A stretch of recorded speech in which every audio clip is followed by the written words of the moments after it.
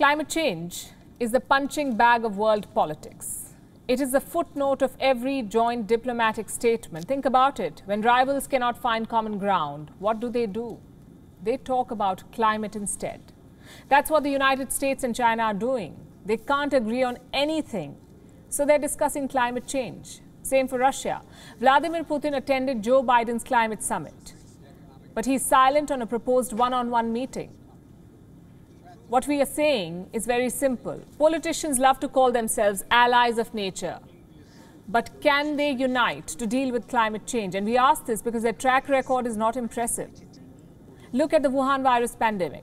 Thousands of people are dying every day. It's been more than a year, and we are still waiting for a coordinated global response. All this talk about a globalized world. But when tragedy struck, it was every country for itself. From travel bans to now vaccines, every decision has been unilateral. The world has more than enough resources to crush this pandemic, but it has no plan, no joint approach. Europe has extra vaccines. Sub-Saharan Africa has none. When most of the world was staying at home, people in Yemen and Syria were fleeing from bombs. Ideally, this should have not happened. The call for social distancing was for individuals, not for countries. So we're back to the question. If the world could not unite against a deadly pandemic, can it join hands to fight climate change? You see, the Wuhan virus is a pressing issue. It is killing people now. Climate change, on the other hand, is a long-term problem.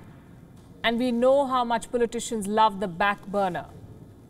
If it's not on their calendar, it's not a pressing matter. And that's one reason why climate change is relegated to talking shops. But why is climate action such a difficult issue? For starters, not everyone believes in it. A United Nations survey found that 64% people believe climate change is a global emergency. And you might think that number is impressive. But let me put it this way. What if I told you that 60% people in the world believe the earth is round? That still leaves 40% flat earthers. You see, science is not a matter of opinion. It is based on facts. But politicians have used climate change to rally their support base. Donald Trump did that during his presidency. Jair Bolsonaro of Brazil continues to do it in his country. Denying climate change has become a political strategy, and scientists have not been able to bust these theories. They say bigger tsunamis and hurricanes are caused by climate change. But proving this link is hard work. It's difficult. For example, the oceans are rising, and that's a fact. But it's not something you see every time you go to a beach, even if you go there every day. So the first challenge is to accept the problem. The second challenge is to accept responsibility. Who takes the blame? Temperatures are not rising themselves. So who triggered climate change in the first place? Most of the pollution we see today is courtesy the West. Even now, they make up more than half of the global emissions. So it is a crisis that the West created. But now they want the whole world to solve it. And this has created friction between the global North and South. A lot of these people do not know where their next meal is coming from. Climate change is not their priority, and that should hardly be surprising. If the choice is between fighting poverty and climate change, it's a no-brainer for the developing world. So what's the solution? The developed world must foot the bill.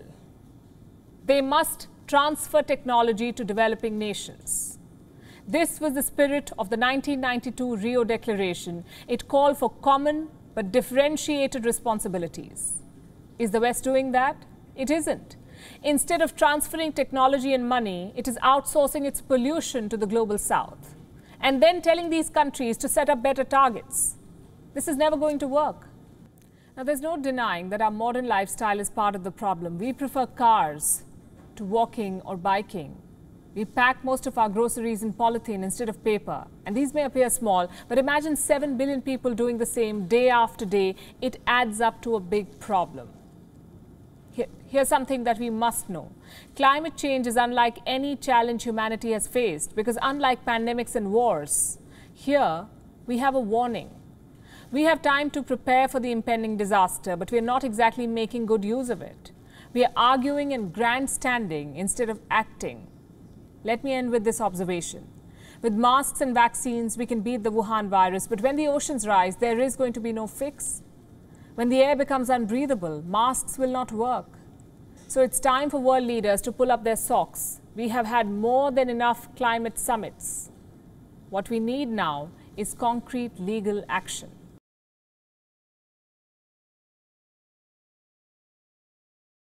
WION is now available in your country. Download the app now and get all the news on the move.